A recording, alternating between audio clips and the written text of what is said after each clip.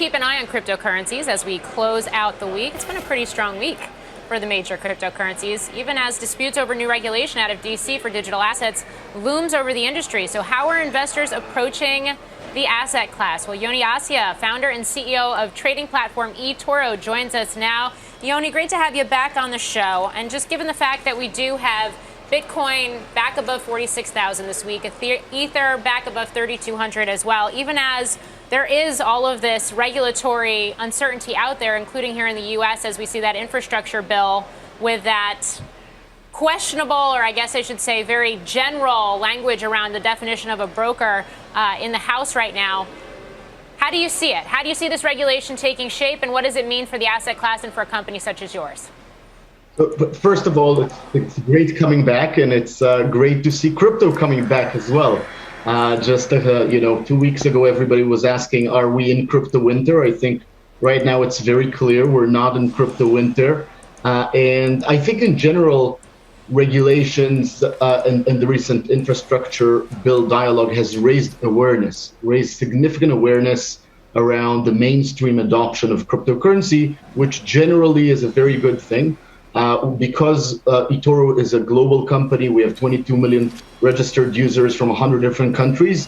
We're able to also see different regulators in different countries and how basically they approach the cryptocurrency industry. In general, obviously, as crypto are getting more mainstream, regulators need to regulate the industries. They need to protect customers. That's their role.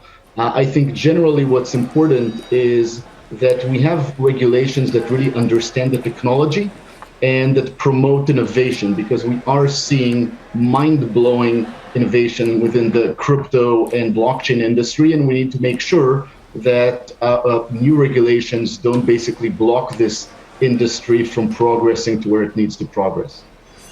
I realize that this is still a moving target right now, but just in terms of what that regulation looks like in the U.S., again, as part of this infrastructure package, does it accomplish that?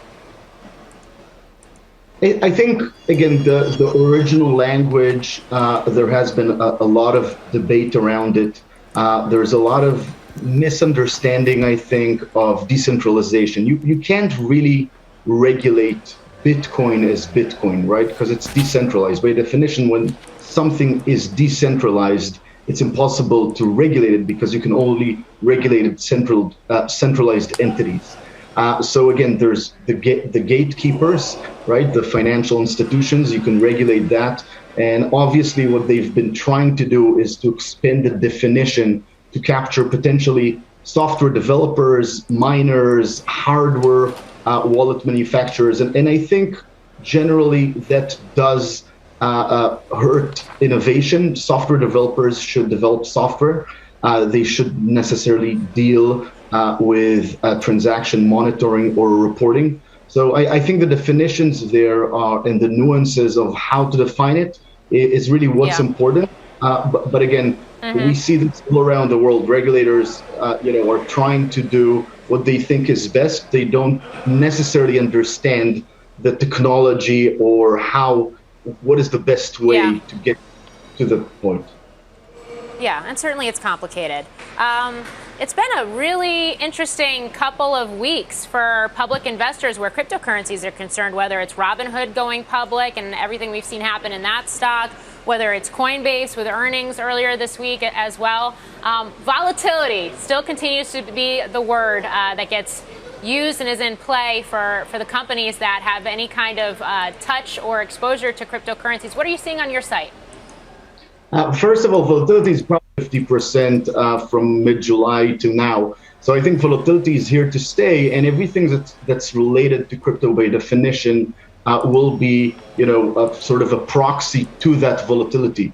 At eToro, every time we see a crypto rally like we're seeing right now, obviously that has a direct impact on the level of customer interest worldwide that are interested in crypto. So retail investors usually react very quickly to price movements, to upward price movements, and they start buying when the markets are starting to go higher.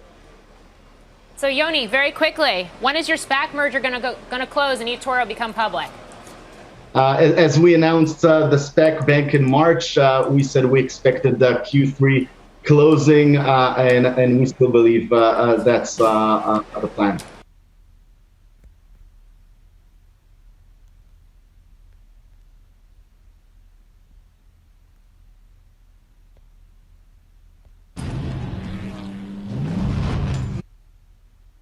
This is amazing.